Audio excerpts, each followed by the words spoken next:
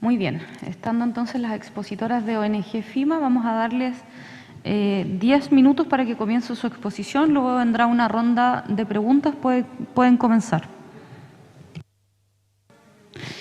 Muchas gracias, buenos días convencionales, muchas gracias por recibirnos nuevamente hoy y darnos este valioso espacio para compartir nuestra visión y nuestras reflexiones en materia de descentralización y sobre todo en materia ambiental, que es lo que nosotros trabajamos. Somos ONG FIMA, una organización que ha trabajado desde el año 98 por la defensa de la naturaleza y los derechos humanos y por intentar cambiar y democratizar el derecho para hacerlo más accesible y cercano a la ciudadanía. Nuestro objetivo es que el derecho y las instituciones estén al servicio del cuidado de la naturaleza y el buen vivir. En estos años de trabajo hemos defendido diversos ecosistemas e innumerables comunidades afectadas por conflictos socioambientales de todo tipo. En estos pocos minutos quisiera mostrar cómo el centralismo y las diversas barreras a la participación de las regiones y los territorios, que largamente se han abordado en estas audiencias y en estas sesiones, han sido causa de numerosas injusticias ambientales en Chile y, sobre todo, ¿qué podemos hacer al respecto? ¿Qué pueden hacer ustedes al respecto? Para eso, primero voy a compartir algunos datos que reflejan entonces el centralismo y algunas dificultades en la toma de decisiones ambientales, los problemas que ello genera, y luego mencionar entonces algunas propuestas que nos permitan incluir la perspectiva ecológica, la democracia ambiental en las normas de descentralización y equidad territorial en esta nueva Constitución. Entonces, en primer lugar, algunos datos a tener en cuenta. Los conflictos socioambientales en Chile han sido estudiados por el Instituto Nacional de Derechos Humanos, me imagino que lo han oído. Ahí hay un mapa que ha trabajado esa institución, donde se registran 127 conflictos, y ahí hay datos bien relevantes para la materia de esta comisión. Primero que hay de estos 127 conflictos, la mayoría de ellos se relacionan con proyectos energéticos, 38% de ellos. Luego se relacionan con minería, con 26% de los conflictos relacionados con minería, y la principal causa de los conflictos es la localización de esos proyectos. 35% de los conflictos se relacionan con territorio indígena. En cuanto a los derechos involucrados, el 44% se refiere al derecho al agua, el 33% a la biodiversidad, el 31% al derecho al territorio, los recursos naturales, el 30% a la participación, problemas con la participación en la consulta indígena, 24% al derecho a participar en la dirección de asuntos públicos. Entonces, nos da una clara visión de cuáles son estos problemas. Además, otra cifra importante es que el mapa muestra que la mayor parte de los conflictos se dan de la región de Ñuble hacia el sur, o sea, el 40% dan del Ñuble hacia el sur, y luego de Coquimbo hacia el norte el 33% de estos conflictos, o sea, fuera del centro de nuestro país. Por lo tanto, ¿qué es lo que va a mostrar este mapa de conflictos? En definitiva, es que este modelo de crecimiento económico chileno, que se ha basado en actividades extractivas, en proyectos eminentemente de minería, de energéticos, basado en la exportación de recursos naturales en distintas industrias, ha conllevado un alto costo para las comunidades, para las regiones. Y eso ustedes lo han escuchado a lo largo de todas las audiencias, ¿no? Entonces, ¿qué más vemos como organización? Esto significa que hay una distribución inequitativa de las cargas y los beneficios ambientales. Lo que significa es el concepto de injusticia ambiental, y eso también es importante tenerlo en cuenta en esta comisión. Este concepto lo que plantea es que hay una desigualdad de distribución de cargas ambientales en el país, y el hecho de que los conflictos ambientales expresan los problemas que esta distribución desigual genera y que afecta a poblaciones marginadas y segregadas. Hay claros ejemplos de esto. Las denominadas zonas en sacrificio, que ya ustedes han escuchado, y ahí están súper localizados esas zonas en 5 comunas, donde se localizan industrias y termoeléctricas a carbón, puertos, el caso de Mejillón, el caso de Tocopilla, el caso de Quintero Puchuncaví, Coronel, Huasco, donde hay una alta concentración de industrias contaminantes. También la situación que tenemos con la existencia de pasivos mineros en el norte, siendo Chile el tercer país a nivel mundial que tiene pasivos ambientales, relaves, 740 relaves. El 80% de esos relaves se localiza entre Antofagasta y Coquimbo, y lo que es preocupante es que gran parte de ellos, 469 de ellos, están inactivos, es decir, no tenemos ningún tipo de manejo. El caso emblemático que acá se comentó, uno de los convencionales comentó el caso de Arica, donde está este sitio, donde están los relaves de una empresa sueca que importó a Chile y que luego se construyeron viviendas sociales alrededor de ese relave, que es un caso dramático de injusticia ambiental. También tenemos el caso de Chañaral, donde se depositan más de 350 millones de toneladas de relave ahí en la bahía y todavía están situadas ahí.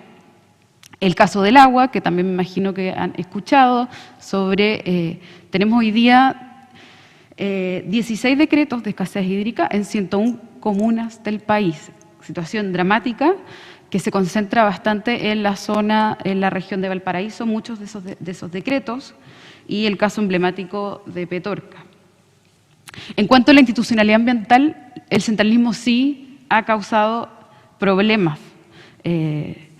Y aquí quisiera referirme a la institucionalidad, en particular al Servicio de Evaluación Ambiental, al Ministerio del Medio Ambiente, y aquí la política ambiental es definida por el Ministerio del Medio Ambiente con el Consejo de Ministros para la Sustentabilidad, que decide las grandes políticas ambientales, la regulación, el Servicio de Evaluación Ambiental, que decide qué proyectos se realizan en los territorios, en las regiones, donde sabemos que la decisión final la toma una comisión de evaluación ambiental que está integrada por Ceremis, Secretarías Regionales Ministeriales, de distintas carteras, donde hoy día la integra además el delegado presidencial y por lo tanto no hay ninguna representación territorial, ni todas estas autoridades son de exclusiva confianza del Ejecutivo en la región.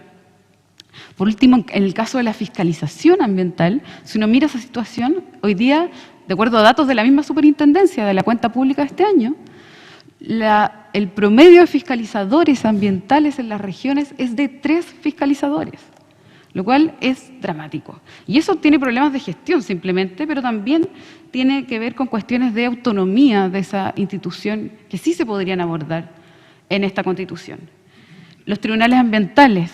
Los tribunales ambientales hoy día son 3, que están en Antofagasta, Santiago y Valdivia, abarcan extensas macroregiones, macrozonas, y además, como sabemos, o si no lo sabemos, se los comento porque es la razón de ser de esta organización, hoy día no existe mecanismos de apoyo ni de asesoría para las comunidades que no tienen acceso a abogados, abogadas, ni apoyo técnico ante estas causas. Por lo tanto, es muy difícil, hay muchas barreras al acceso a la justicia. Por último, en materia de gobiernos locales, son escasas y limitadas las funciones que tienen los municipios y los gobiernos regionales hoy día en materia ambiental. Creemos que la gestión ambiental local es muy relevante, pero hay que darle más herramientas a los gobiernos locales. Y aquí tiene mucho que decir esta comisión. La participación ciudadana también se ha abordado en estas sesiones. Hay una percepción de que no hay una participación ciudadana y efectiva, que tiene una incidencia en la decisión final, y eso tiene una razón de ser. Si miramos el diseño institucional, hay ciertos consejos consultivos a nivel de ministerio, a nivel regional, pero la verdad es que no tienen mayor incidencia en las decisiones que se toman. En materia de las evaluaciones de proyectos, ya sabemos que muchos de ellos terminan ante tribunales ambientales. Tenemos la situación de las declaraciones de impacto ambiental, que son la mayoría de los proyectos, donde las comunidades tienen que solicitar la participación ciudadana, y hay una serie de barreras legales ahí, donde hay que claramente en la Constitución establecer un principio de acceso a la participación amplia y no establecer entonces este tipo de cortapisas a la participación. Entonces, resumiendo, aquí vienen las propuestas, para no alargarme tanto. Es relevante incluir un principio de justicia ambiental, y con eso me refiero a tener una distribución justa y equitativa de los bienes y cargas ambientales en la sociedad, en los territorios, en las regiones y con las generaciones futuras. Luego, tener un concepto integrado del territorio que incluya la dimensión natural y ecológica, junto con la cultura y las variables sociales de los territorios, ¿no? El medio ambiente tiene que ser un elemento base del Estado, es la base de la sobrevivencia de esta sociedad, y eso tiene que ser reflejado en los primeros artículos donde hablemos de territorio. El principio de descentralización efectiva, es decir, tiene que haber un principio de descentralización reforzado del poder político y de vocación territorial, consolidando territorios político-administrativos y económicamente descentralizados. También proponemos que se genere un ordenamiento, planificación y división del territorio que recoja no solo el arraigo territorial y cultural, sino que también la idea de las cuencas, los ecosistemas, que es hoy día lo que efectivamente no recoge el ordenamiento, la división político-administrativa que tenemos en nuestro país. Hoy día tenemos una unidad que es muy rica, que es la cuenca, la unidad geográfica básica, las cuencas hidrográficas, que son entonces los espacios que son regados, por así decirlo en términos simples, por los ríos y sus afluentes. Todos esos territorios son una unidad básica, cultural también, y que posibilita la vida de una comunidad, que debe tomarse en cuenta en la configuración de la división político-administrativa del país.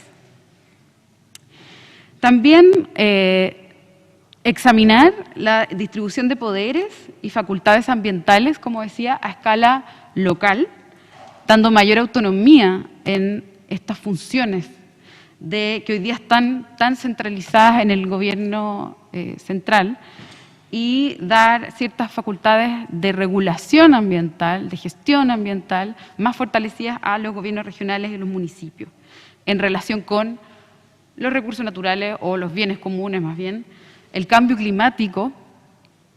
Mis disculpas por interrumpir, pero están en tiempo ya para que vayan redondeando, por favor.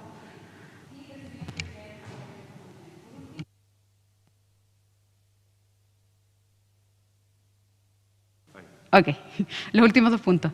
Garantizar los derechos de acceso a la participación, es decir, una participación efectiva con mecanismos de democracia directa, ya se ha dicho acá, en la planificación de los territorios, y finalmente regular que las agencias ambientales tengan una autonomía y una presencia local más efectiva.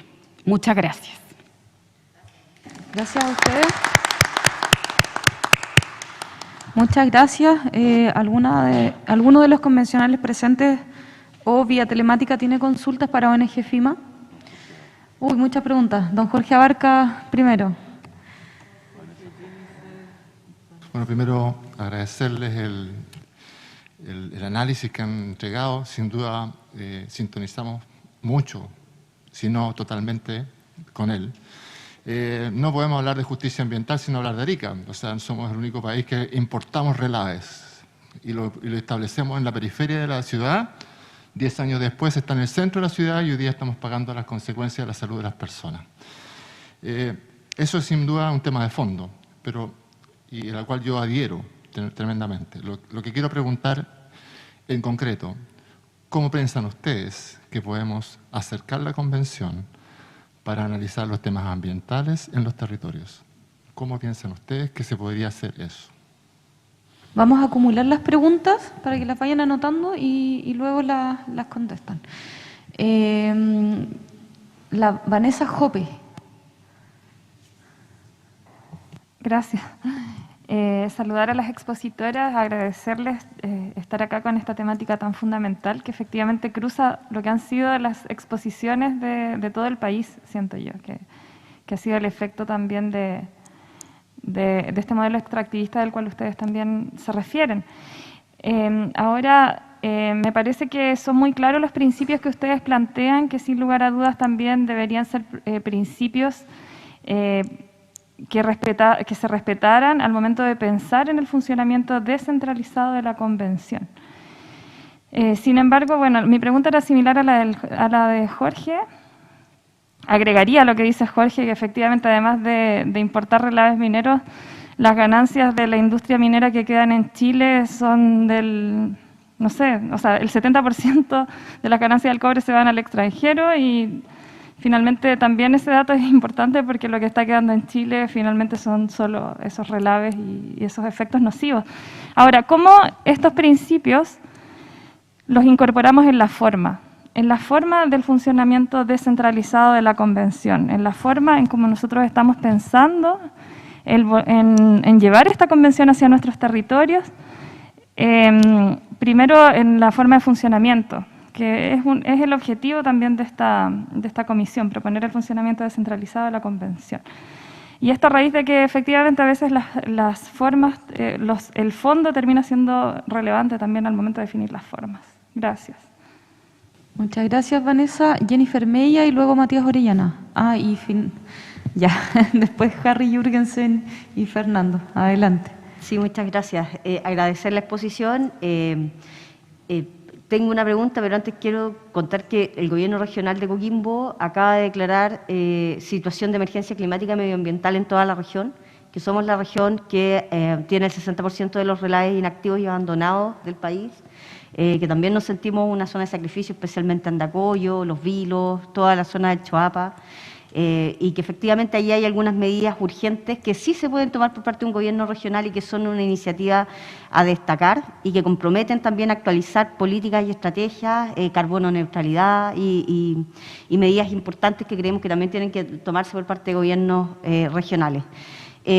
A ustedes consultarles, ya han desarrollado un trabajo bastante largo, y especialmente como feminista, ¿cómo observan ustedes la feminización de la pobreza rural que han tenido que sufrir las poblaciones en cuanto a los desastres ambientales de empresas que tienen su sede principalmente en las 3 comunas de Santiago asociadas a lo que se obtuvo como rechazo y que no tienen ninguna relación con esos desastres ni que han dejado en estas comunas?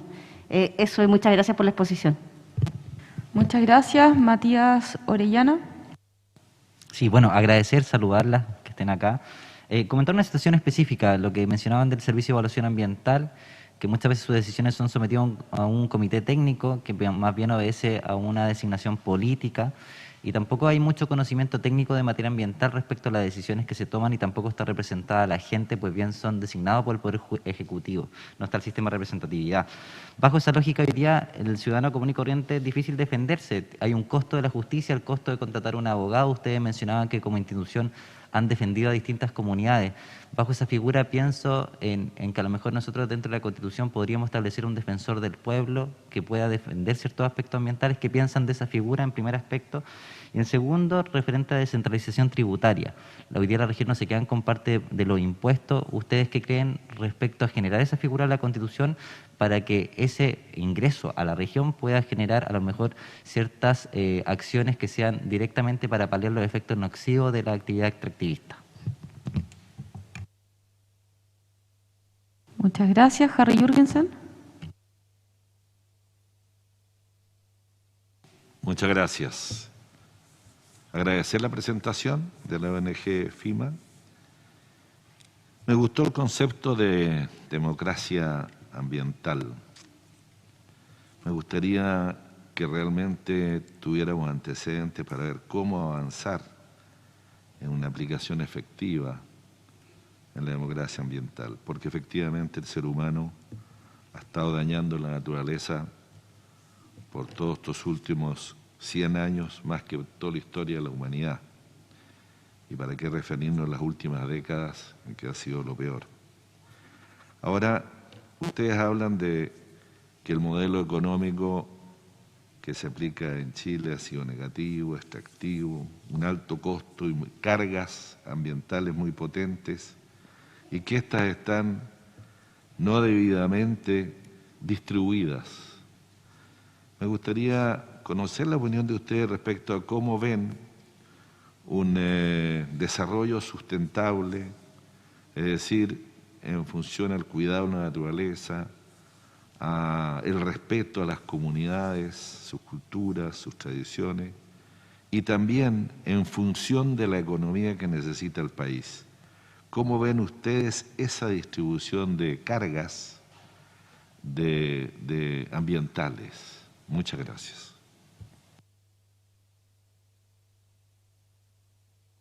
Muchas gracias. Adelante, Fernando, la última pregunta y luego pasamos a las respuestas. Buenos días. Gracias por la excelente exposición. Yo traté de anotar algunos datos que me parecieron tan interesantes porque son como un resumen importante. Así que les agradecería que nos dejaran la información porque es súper relevante todo lo que nos han dicho sobre los relaves, sobre información estadística que nos interesa y nos va a ayudar mucho.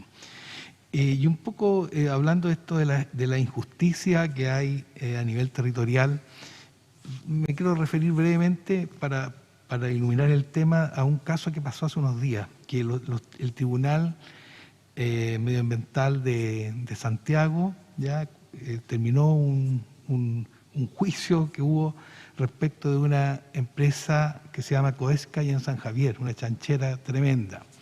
Y dentro de las razones por las cuales favoreció a la empresa, es decir, que puede seguir operando, era que los olores que se emanaban de esa empresa no traían problemas a las personas. Y claro, uno puede entenderlo así como problema de salud y en ese sentido tienen razón. Los olores que había no provoca, yo conozco el sector. Pero son olores desagradables, digamos, y moscas y problemas con las aguas que va a haber en el futuro. Entonces, el tema de los tribunales ambientales, que en estos momentos son Antofagasta, Santiago, Valdivia, son, yo diría, en estos momentos, grandes generadores de injusticia ambiental, por el hecho de estar distante de los lugares donde están los conflictos, digamos. Desde Santiago, viendo temas que son de San Javier, no sé si los jueces fueron a visitar el lugar. Entonces, mi pregunta es, ¿cuál es la proyección que hay de estos tribunales? ¿Se van a extender? ¿Va a haber en todas las regiones? Porque eso es lo lógico que hay en todas las regiones. ¿O simplemente se estableció y no se ha dicho nada respecto de cómo va a funcionar en el futuro? Muchas gracias. Tenemos entonces todas las preguntas. Vamos a pasar a las respuestas de ONG FIMA. Adelante.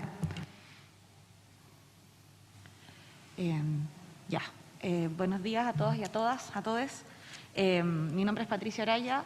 Voy a responder algunas de las preguntas. Son varias. Espero que las podamos sacar todas y de todas maneras, si es que no respondemos a cabalidad, por favor, quédense con nuestros correos electrónicos, escríbanos. ¿Lo tengo que acercar? Ya. Ok. Para que podamos seguir este diálogo, porque tal como dijimos en un inserto que pusimos en un diario de circulación nacional el día de instalación de la Convención Constitucional, nosotros estamos acá para colaborar con este poder del Estado. Nos interesa que los resultados de este ejercicio democrático que estamos viviendo sean lo mejor posible. Entonces, para partir con la pregunta 1 sobre cómo acercar el desarrollo de la Convención Constitucional a los territorios, a las personas que viven situaciones de vulneración de sus derechos ambientales, de sus derechos humanos en general.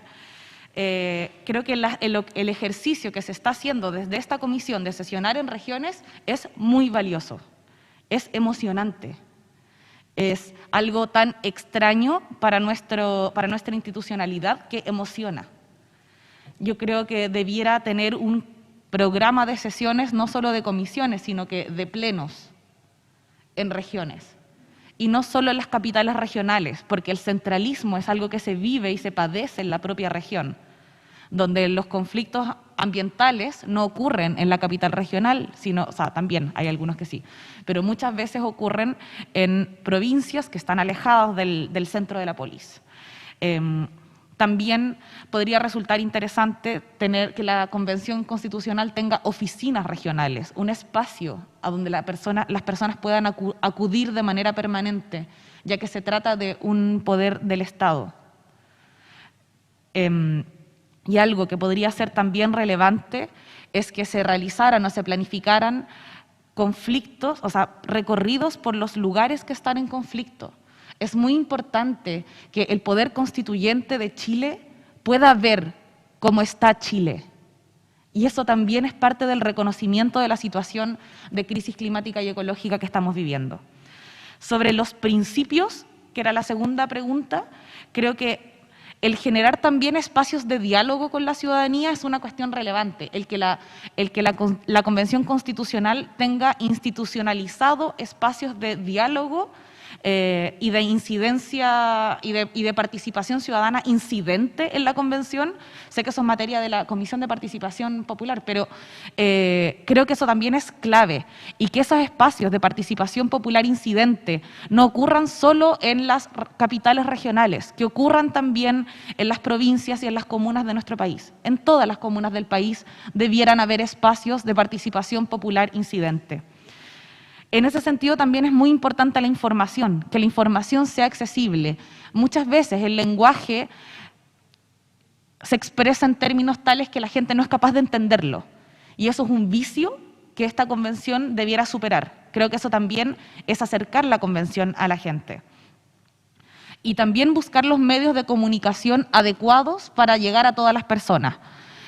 Puede ser que Internet no sea un medio para que todos puedan llegar y sea necesario utilizar las radios locales, que son un medio muy importante de difusión de información en distintas partes de nuestro país, y también medios escritos o prensa escrita que también sean medios locales. Extraño, por ejemplo, que Televisión Nacional de Chile tenga un programa diario para informar lo que está ocurriendo en la Convención Constitucional, y los canales regionales asociados a esta señal de transmisión nacional también lo informen. Creo que es algo necesario y es algo que se puede hacer. Creo que algunas, no sé si se te ocurre, Gaby, otras cosas sobre los principios, o sea, como sobre estos principios, ¿está bien? Súper. Y sobre gobierno regional y feminismo, las medidas, yo celebro las declaraciones de emergencia climática que han hecho desde la región de Magallanes, desde la región de los lagos y desde la región de Coquimbo. Creo que es un reconocimiento importante a la grave crisis que estamos pasando, pero también hay que reconocer las pocas facultades que tienen los gobiernos regionales para tomar medidas concretas.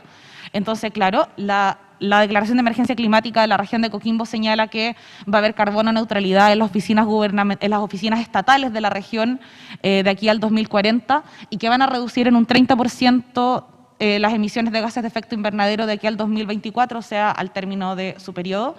Cuestión que hay que celebrar sin duda, pero no es suficiente. No nos basta con mitigar, no nos basta con dejar de emitir, porque el cambio climático es un hecho. Chile es un país vulnerable y tenemos que adaptarnos al cambio.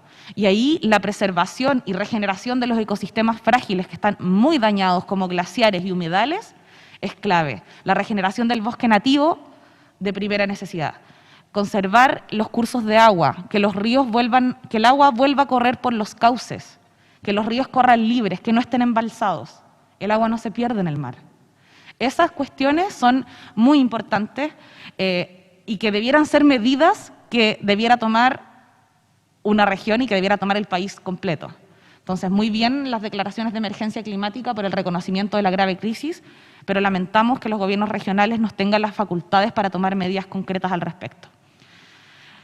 Y sobre la feminización de la pobreza rural, las mujeres estamos en la primera línea de defensa ambiental. Usted lo sabe, convencional, como usted está en esa primera línea. Así que lo sabe, y nosotros lo vemos como una ONG que trabaja con conflictos de Arica, Tierra del Fuego. Vemos cómo las mujeres somos quienes estamos en la primera línea de la defensa ambiental, y se genera esa diferencia de que muchas veces los hombres trabajan en la industria extractiva contaminante y las mujeres al cuidado de los niños, al cuidado de la casa y en todo este trabajo de reproducir la vida, se enfrentan al conflicto ambiental, no porque sean defensoras ambientales per se, sino porque defienden la vida. Y esa es una situación que tenemos que tratar con especial cuidado a la hora de proteger su vida y protegerlas de las amenazas de las que son objeto, y del círculo de violencia en el que pueden estar envueltas a propósito no solo de la violencia machista, sino de la violencia que conlleva la defensa que hacen de sus privilegios quienes son dueños del capital. Eso. Sí. Muchas gracias. Nos excedimos bastante en el tiempo, pero era necesario, habían muchas preguntas. Sí, ¿queda una respuesta? Sí, adelante. Vamos. Lo hago muy corto. En materia tributaria se mencionó la descentralización tributaria, esa pregunta, por supuesto.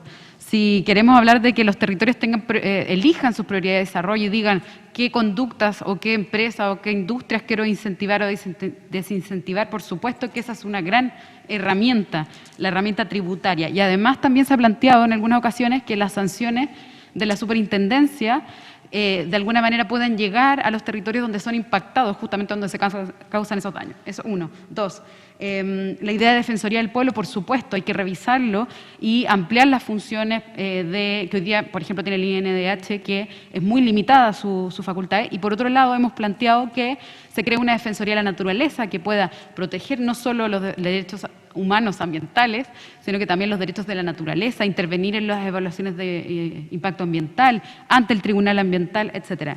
Democracia ambiental, ¿cómo avanzar? Decía aquí el convencional, muy claro, acceso a la información, acceso a la participación y acceso a la justicia, protección de defensores ambientales. Esos son los 4 pilares del Acuerdo de Escazú. Y eso está clarísimo en ese acuerdo, se puede integrar a nuestra legislación todo eso, fortalecerse. Sí, incluir el desarrollo sostenible, pero abordar una transición justa, abordar la acción climática, abordar dentro de los límites planetarios también ese desarrollo que queremos como país. Por último, el tema de acceso a la justicia, a los tribunales ambientales. Efectivamente hay que revisar el diseño y acercarlo a los territorios. Tenemos macrozonas muy extensas y se ha hecho un esfuerzo por tener visitas a terreno, inspecciones, eso se ha hecho, pero claramente no basta y hay que diseñar alguna medida de apoyo y asistencia a las víctimas de daño ambiental, a quienes intervienen en los territorios y tener mayor presencia ahí. Yo creo que con eso cierro. Y disculpen por excedernos tanto en el tiempo. Sí, no hay problema. Muchas gracias. Muchas gracias. Excelente audiencia pública. Nos aclararon también todas las dudas. Dicho esto, vamos a hacer el llamado a la corporación Hoja en Blanco. ¿Están en vía telemática?